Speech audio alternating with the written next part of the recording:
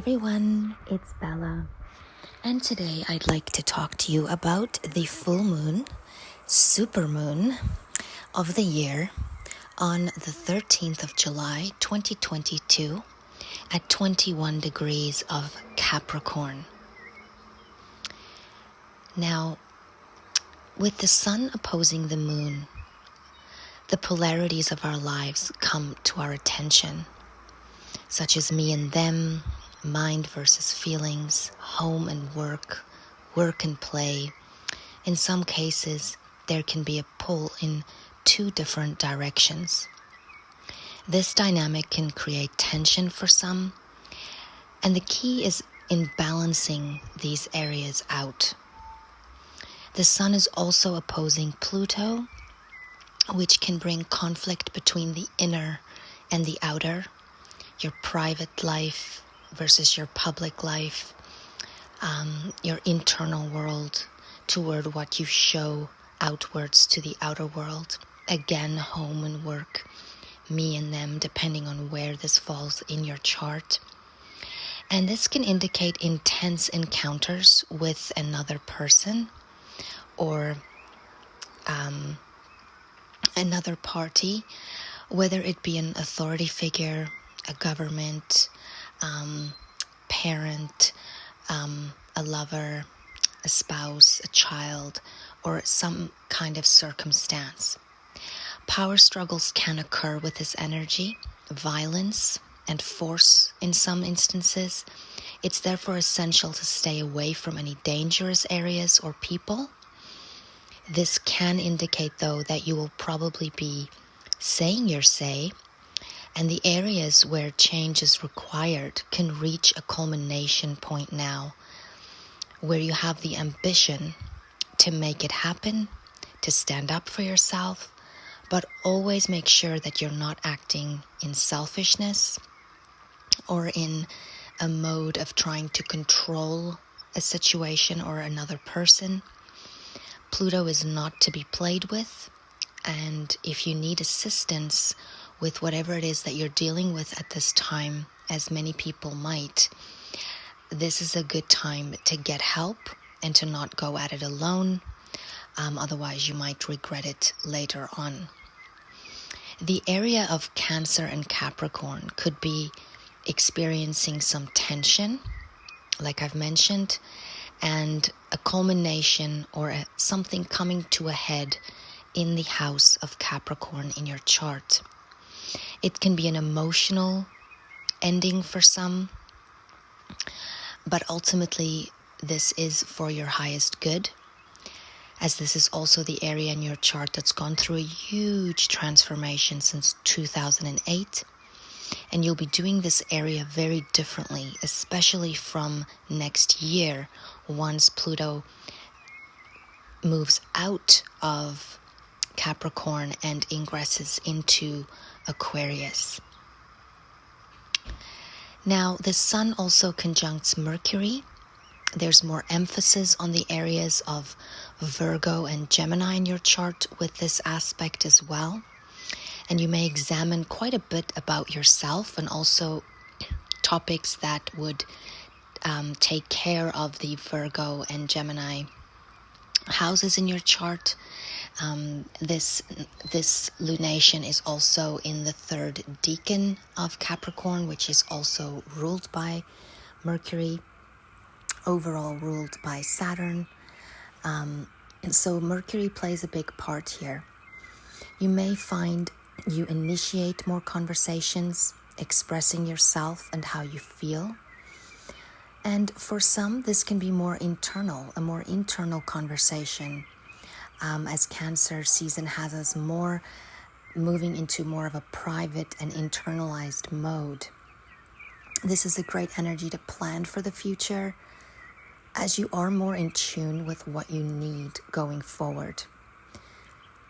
You could also be spending a lot of time thinking about the past, having memories and things from the past, feelings from the past come up, and also triggered with these polarities also making a square, basically each a T-square to the Aries planets, and which currently has Chiron and Jupiter there. Now, the Sun is also sextiling Uranus, and Mercury is also sextiling Uranus, and this can bring exciting changes or experiences that get you out of a rut or a mundane routine. You may encounter new people that inspire you and enlighten you in some way. This can greatly enhance your ability to understand new concepts as well as learn about things that you weren't familiar with before. It can increase discoveries, new information coming in, and exciting changes in your everyday life and surroundings. This energy also facilitates your individualism and passion for freedom. Therefore, you might not be as easily pushed around or restricted in any way. You won't want to tolerate that as much. It will be easier to be yourself and to stand up for what you want. You'll be feeling this urge to maybe, to really act towards your inner truth and what is really true for you. And this really goes back to the feelings. We can get our feelings out of control sometimes, but at the end of the day, in a healthy balance, your feelings tell you what's really important to you and what requires healing, where healing has been completed, or what stage of healing you are in certain aspects or certain topics. And it can really give you a lot of guidance as to where you need more work or where you need help or where things are off balance and where there needs to be changes made. It's much easier to learn new things now and to be open to change and to tackle old problems with new, innovative ideas and action. And you may meet very interesting people and have interesting conversations, new solutions to old problems, and so forth. The Sun trines Neptune as well, and this can really increase our intuition and awareness of the spiritual versus the material. Therefore, listen to your gut, as you may get answers now that you've been waiting for. This is a great time to pray and to meditate, and there may be a person that needs your help in some way, or maybe you're somebody that needs help at this time. Just make sure that whoever you are sacrificing for is worthy of it. Keep things in balance. Make sure your boundaries are healthy and there. But this is a wonderful energy for any type of charity work or even just being an ear for someone that needs it at this time. So when things become overwhelming, this is a very, very powerful lunation and very emotional, strong emotional polarity here. And it's very important for us to ground ourselves at this time.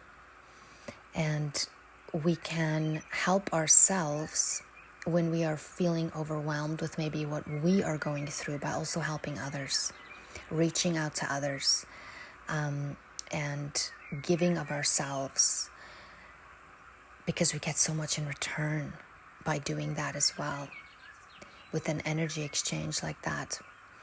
The moon is opposing Mercury, and conversations about the state of your innermost being can take place, even if it's within yourself. There can be conflict between feelings and reason.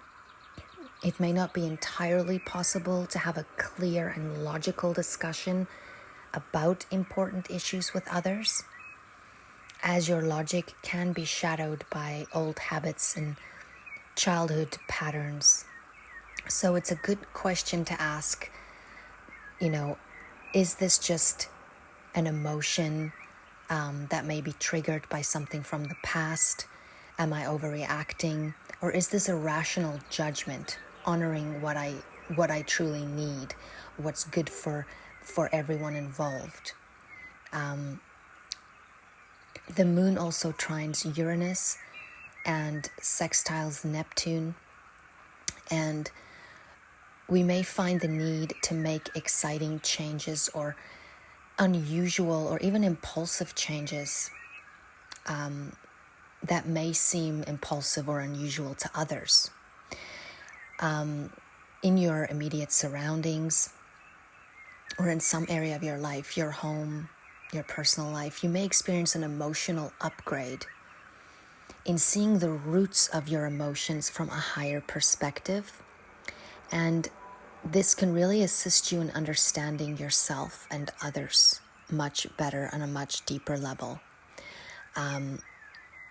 Sometimes these things can happen abruptly or by surprising circumstances or something you weren't expecting. So it's not always exciting and wonderful and wow. Sometimes it's shocking or something that kind of makes you feel like you're on an unstable footing, but it ultimately opens your mind. Now, there can also be, with the moon conjuncting Pluto, like I said, very intense emotional experiences. So be very careful of emotional reactions and autopilot with certain things. If going for counseling is something you've been wanting to do, this is a great time to do that because you'll be able to access repressed feelings and do really deep inner work. Because a lot of repressed feelings could want to come out now in unhealthy ways. So it's important to be aware of what's brewing inside and try and get those things out in healthy ways. So it's very good to physically exercise. There's very much a need for grounding and, maybe get your hands in some dirt, make some things with your hands, and just get back to your body, especially with Mars now currently in Taurus as well. Mars in Taurus is slower than Mars in Aries. It's more consistent, it's more purposeful. It can, for some people, be a bit frustrating because it doesn't want to go as fast as Mars normally would like to go. But this is a time where you can be more methodical and just more thorough. In some cases, there can be some person or idea that can become an obsession with this Pluto energy. In partnerships, this can play out in sexual ways, power struggles, manipulation, jealousy, possessiveness. Those types of things can pop up if you're in a relationship that's maybe not in a very healthy balance at this time. Venus also trines Saturn and squares Neptune, and the square to Saturn can really help us be more realistic in our connection to others. Close relationships, money matters, and security. So we're able to discuss issues more objectively with Saturn here. So even though this is a very emotionally charged lunation, this aspect can help us to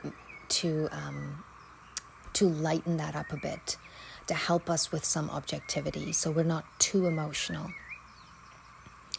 You can act more fair and detached where business is concerned. New relationships that form now can have long-term bonds under this influence and can provide a steadiness or a type of security. Practicality is usually more emphasized here than let's say romance with this kind of aspect. There can be relationships with someone far away, or that there's maybe some some distance from someone that you love, or it could be that there's an age difference or some kind of aspect that's not very, that's different. But this can also facilitate detaching from a relationship in a loving and kind way, if that is what is on the table for you. The square to Neptune, though, can bring about romantic idealism or maybe expecting too much from a partner, so be aware of that in your relationships.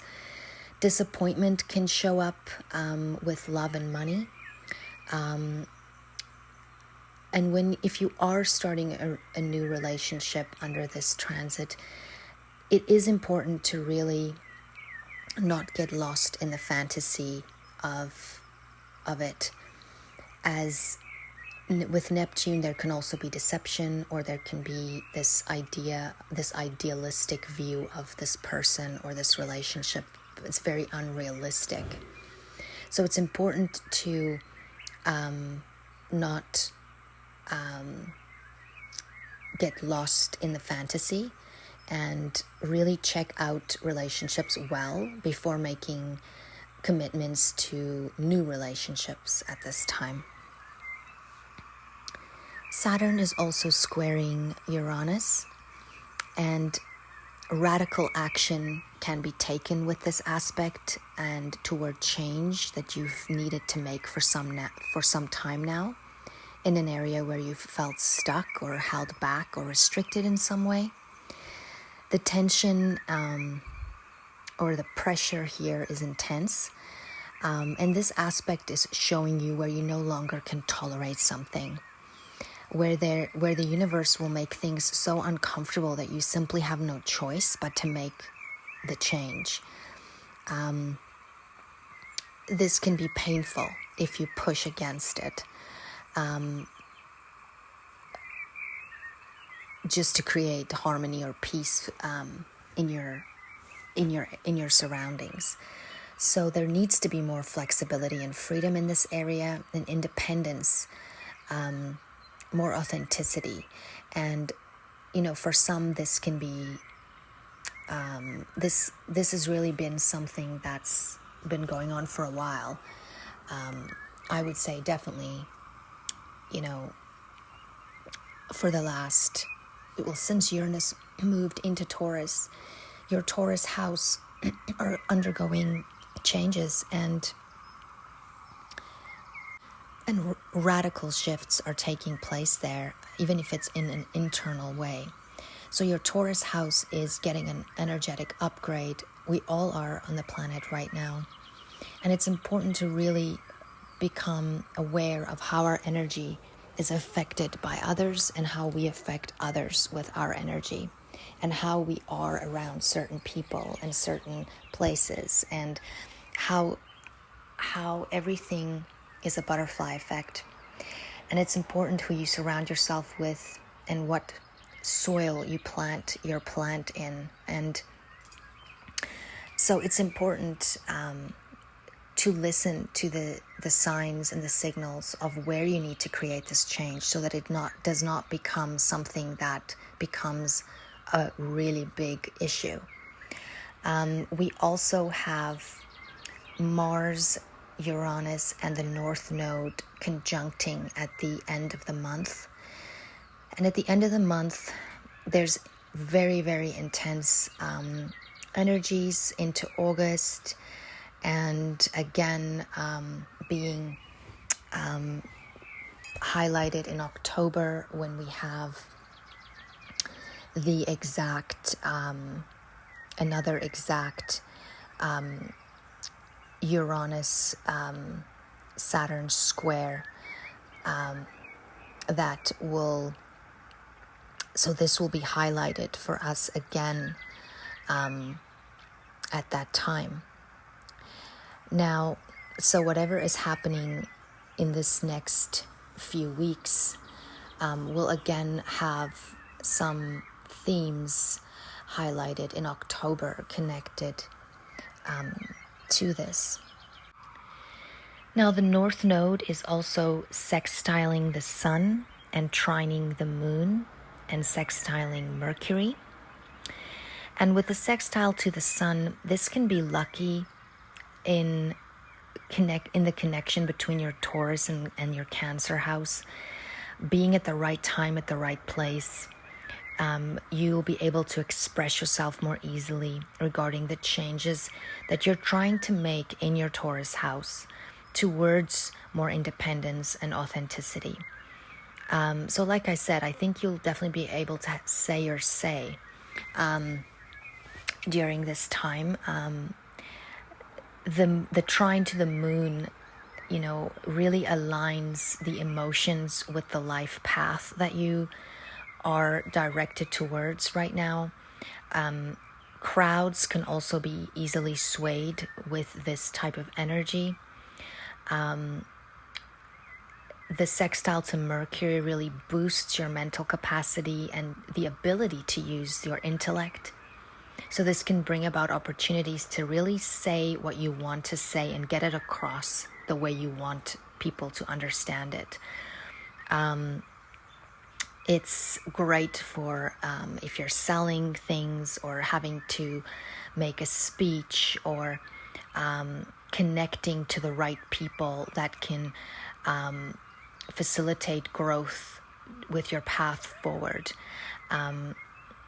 If you need to sell anything, like I said, you can say the right thing in the right way so people will actually buy what you are saying. This is really wonderful for adaptability in the mind, quick thinking, progressive thinking, forward thinking, innovation. So there's a lot of opportunities here. In the midst of all the thorns, there's a lot of opportunities here. And isn't that what life is? It's never all bad. There's always good and bad intermixed. And as long as we can remind ourselves that all the challenges and limitations and things that we're going through are ultimately for our soul's growth, and that we are going through these things in order to purify, in order to get more aligned with our purpose and our direction and our destiny. And I always say this, we have to remind ourselves that we are spiritual beings living in earthly bodies on this planet, and this is not our final destination. So we cannot just see things in the material only. And since we're all connected, we are all connected, and everything butterfly effects. So when we harm others or act in too selfish of a way, we ultimately do that to ourselves, and it comes back to us, as we all know. So therefore, we must always try and put ourselves in other people's shoes and act from a place of love, because love is really what connects all of us, no matter where we are in our journey. Now, the North Node is also squaring Saturn.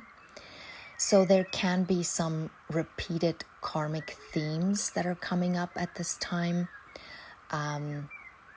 And throughout really the time that the nodes are in Taurus and Scorpio, which can cause difficulty and frustration, especially connected to the Taurus area in your chart. The Saturn square can bring about feelings of certain responsibilities that we need to take care of, that's sort of holding us back from maybe something that we really want to do, or a life we really want to live. Or so we might be feeling guilt, we might be feeling fear, we might be feeling a lot of frustration and pressure with responsibilities we have towards others. And then also where we know we want to be directing our energy towards. So it's important to pay attention to these things as well. There's North Node there's a powerful North Node conjunction to Uranus.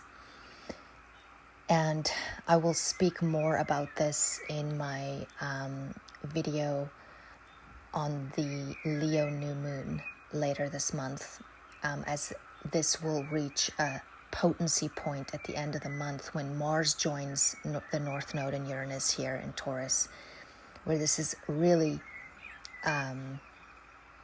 the most important transit of the year, I would say, and more powerful even than eclipses, in really realigning you with your life path and where you need to go. So this can be very shocking, very painful for some, and then for others this can just be very liberating and exciting. But either way, at the end of the day, regardless of how this initially starts out, this is freeing you in some area of your life, and you will see the positive effects from that. Now, on a world stage, this can affect things also in very surprising ways. But let's just start with this. It definitely indicates opportunities for innovation, new technology, also connected to the food industry, to the medical field, technology connected to the body, extraterrestrial topics, farming, land, property, animals, earth events, earthquakes, financial earthquakes, actual earthquakes, emotional earthquakes, financial changes, banks, security, possessions, ownership, accidents, mechanical malfunctions, mechanical innovation, all kinds of topics such as this. We can attract people and lessons into our lives that encourage us to detach from old ways of thinking, old ways of believing, old value systems. There can be explosive events, whether it's in actual explosion or an emotional explosion, or, you know, things breaking down or feeling like it's falling apart. But at the end of the day, it's a breakthrough. And that's what we have to remind ourselves of. We are to become more self-sufficient, whilst also concerning ourselves with bettering the world around us and becoming more selfless and taking care of ourselves, but also of others. And becoming more community-minded is going to be much more important than just advancing ourselves and our financial positions in life and reaching, you know, the highest level in a company or things like that. The world is completely changing right now, and our values and goals will be changing with that. Everything that we're doing is changing. Education is changing. Work is changing. We want more meaning in our lives, and we want to have our day-to-day existence aligning what we do for work, our relationships, the type of people we're with, how we raise our children. We want to raise them more self-sufficient. We want to help them to think for themselves. And we want to feel purpose in our everyday lives, and not just like robots going to work, coming back, paying a mortgage, living in a big house. I think we're really, we've been changing our value systems since Uranus moved into Taurus, but we are really redefining our value systems. What makes us feel secure? What, you know, how much comfort do you actually need? How many gadgets do we need in the kitchen? How many of this or that do we need? We are being asked to go within more for our stability, create our own stability, and simplify our lives and get back to basics. Now, I will go back into more of that, like I said, in my next video, as well as I might make a separate video for that by itself. I'll see how my schedule looks. But basically, at this time, much of our efforts are now focused on security and finances, and with collectively, and with Uranus also in Taurus causing the volatility and sudden changes in the financial systems, as well as the supply lines and food and all of that. We can expect sudden changes. Mars here can bring new currencies. Mars and Uranus can bring sudden abrupt digital changes in the financial areas, especially closer to the conjunction at the end of the month. There can really be a lot of technological advancements, as well as electrical advancements, anything to do with electricity, energy, the internet, connectivity, all of those things. There can also be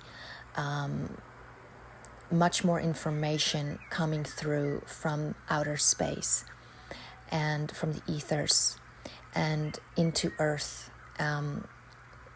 We can also expect revolutionary energy, riots, people standing up for their rights, people fighting back, especially now with this lunation, with this Cancer Capricorn area, and the moon in Capricorn really highlights the people, but it also highlights governments and control, as this lunation is taking place close to where Saturn and Pluto originally met in 2020, when all the restrictions and the government control and top-down power really struck us hard, where everything started. So this can trigger those events. It can trigger governmental control, and it can bring a lot of attention to the people, so there can be power over the people being implemented, or people standing up in their power. This can take many different forms. So I would think we will probably be seeing a mixture of these things depending on where you live and the dynamics of your country and charts involved. But it's definitely a very strong revolutionary energy. Also with the Pluto return now currently in the States and everything happening there. And they will be having their second direct connection, I believe, on the 12th of July, and then again in December. So there's a lot happening this year. This is a very, very dynamic year, and the next few months are very, very potent in energy. And the dispositor here with the North Node and Uranus and Mars and in Taurus, of course, is Venus, that's currently now in Gemini, and with Mercury disposing over her, currently in Cancer, sending us a message right now to protect our resources. It's important to, with such volatility and instability and not knowing really what is secure at this time, we must do what we can by not putting all of our eggs in one basket, getting back to basics and securing what we can. You know, it's a good time to zone in on your skills. What is it that you could offer if you had nothing? You know, I think about this show, Naked and Afraid. I watch that sometimes with my sister, and you can learn so much from watching that, not just about relationships and group dynamics, but how the mind works, how we as people get affected by each other, by our environments, how we deal with obstacles, and lack and limitation and pain and suffering. And it's also really important then to look at what you can offer. If you had nothing, what skills do you have? It's important for us, especially as we move more into independency and self-sufficiency, to really zone in on those things, and make sure that there's maybe more than one thing that you can generate an income from, and something that you can even offer in the future to trade with instead of actually using money. So those are all things that we can start to grow. Now, around the 15th, we could have a bit of a reality check and feel like we're quite stuck or blocked in some way. And this pressure can really build to this month-end potency point that I've been speaking about.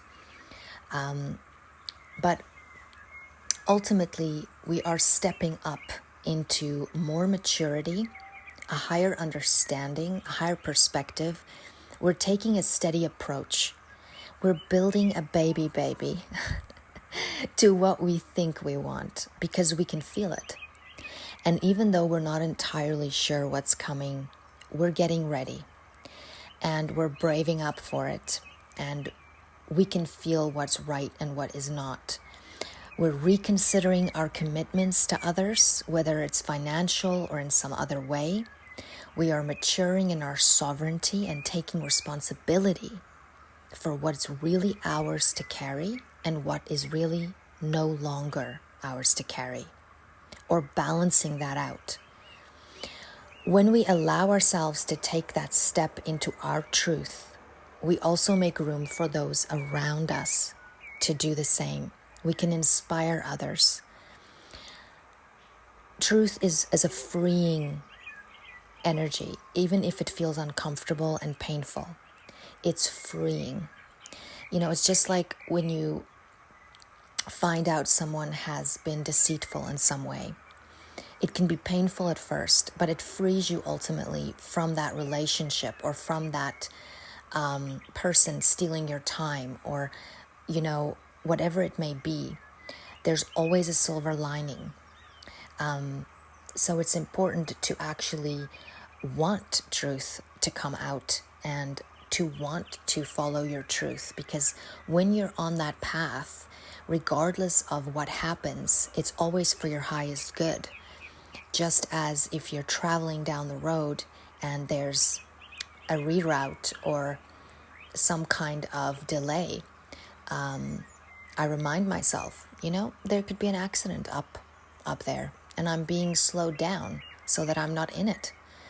I'm being protected by these delays or by these blockages of whatever kind it is. It's giving me time to investigate things more, to be present, to accept and surrender to God's purpose and leadership. Now, this lunation is also in the nakshatra of Uttara Ashada, which is the later victory. It's winning for the highest good. And this really accentuates that we have the resilience and the inner power to get through these times. We're here for a reason. We have chosen to be here at this time, at this pivotal time in human history. Now, collectively, there can be unexpected or sudden surprises regarding governments, new policies, government control. We can see much more riots and people standing up for their rights, a revolutionary energy, more compassion for one another. We can see the manipulation of the masses increase with this energy. But we can also see a lot of truth being exposed. So there is a silver lining. Now, I would like to read to you the inside degrees for 21 Capricorn, where the moon is. A stately old house in a ruined condition. Karmic entanglement in patterns, syndromes, and worlds which have no future. Dwelling in worlds apart and worlds gone by. Intent upon salvaging the essence, spark of what was once there, and claims your allegiance still. You are heavily drawn back in a virtual stupor or enchantment of following out a script and fulfilling a fate. Every line written ahead of time, starchy and formal, haunted, intrigued, bound up within what would seem to be no longer happening, yet inwardly brooding all pervasively upon the reverberations and echoes of what went wrong, of what was lost, of the severances and the tragedies, doomed to stay in the lost places until divine spirit intervenes.